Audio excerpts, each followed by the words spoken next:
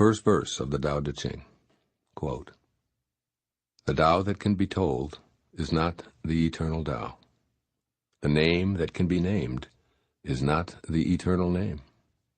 The Tao is both named and nameless. As nameless, it is the origin of all things.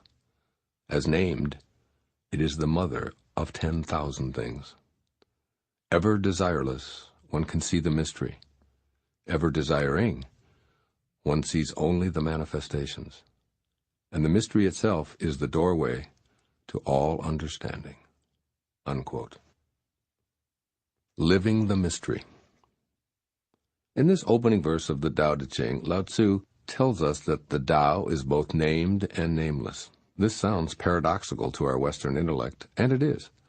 Paradoxical thinking is embedded in Eastern concepts such as yin and yang, or the feminine and the masculine, and where things are comfortably described as both this and that. We in the West, by contrast, tend to view opposites as incompatible concepts that contradict each other. Yet this book is asking that we change our ingrained ways of thinking and see how our lives change as a result. The Tao is an unknowable, unseeable realm where everything originates, while at the same time the Tao is invisibly within everything. When we desire to see this invisibleness, this mystery, we attempt to define it in terms of the outer world of form, what Lao Tzu calls the 10,000 things. He counsels us that letting go of trying to see the mystery will actually allow us to see it. Or as I like to think of it, let go and let God. But how can we do that? One way is to permit ourselves to practice more paradoxical thinking by recognizing that desiring, or wanting, and desireless, allowing, are different and the same, rather like the mysterious ends of a continuum. Desiring is the physical expression of creating conditions that allow us to be receptive. That is, it's in the world preparation for receiving. According to Lao Tzu, wanting to know or see the mystery of the Tao will reveal evidence of it in a variety of manifestations, but not the mystery itself. But this isn't a dead end. From this ground of desiring, the flowering of the mysterious Tao grows. It's as if wanting transforms into effortless allowing. Desiring, one sees the manifestations. Desireless, one can see the mystery itself. When we tune into what Lao Tzu is telling us, it becomes readily apparent that our world produces abundant examples of this paradoxical process. Think of gardening and desiring those luscious homegrown tomatoes or spring daffodils. Allowing them to grow is ultimately what happens. Now think of the things in life that involve wanting and how they differ from allowing. Wanting to go to sleep, for instance, rather than going to sleep. Wanting to diet rather than dieting. Wanting to love rather than loving. In this reference to the Tao, desireless means trusting, permitting, and allowing. Desire is both the beginning and the ground of desirelessness.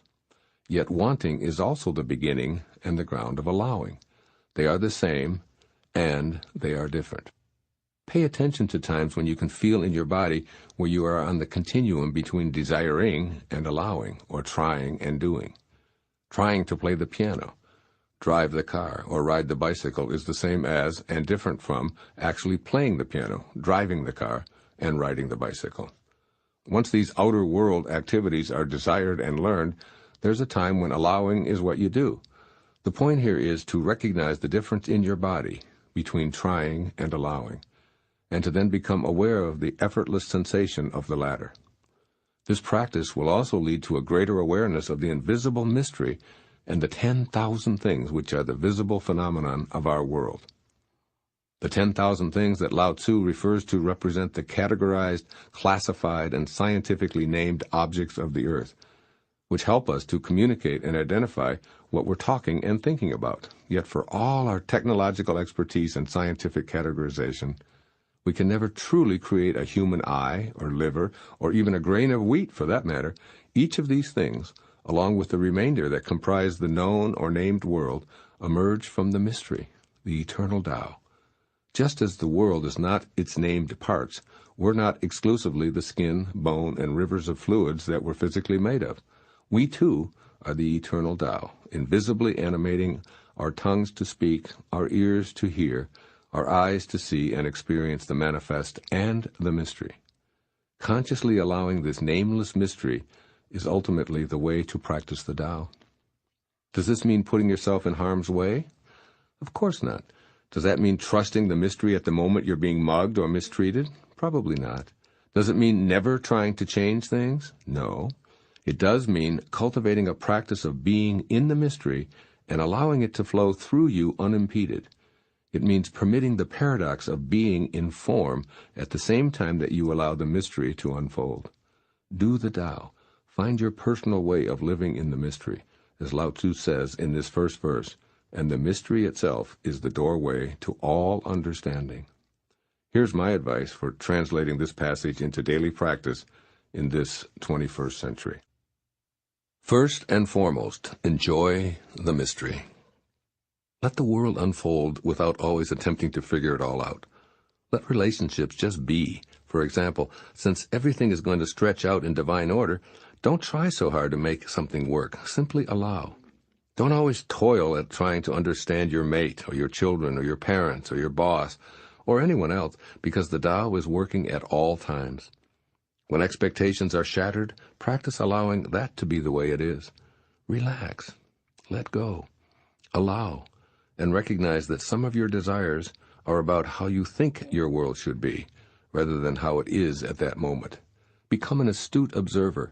Judge less and listen more. Take time to open your mind to the fascinating mystery and uncertainty that we all experience. And then, practice letting go of always naming and labeling. The labeling process is what most of us were taught in school.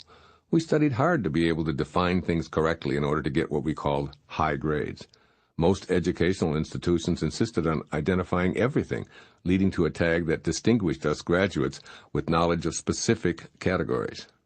Yet we know, without anyone telling us, that there's no title or degree or distinguishing label that truly defines us. In the same way that water is not the word water any more than it is agua, Wasser, or H2O. Nothing in this universe is what it's named. In spite of our endless categorizations, each animal, flower, mineral, and human can never truly be described. In the same way, the Tao tells us that the name that can be named is not the eternal name.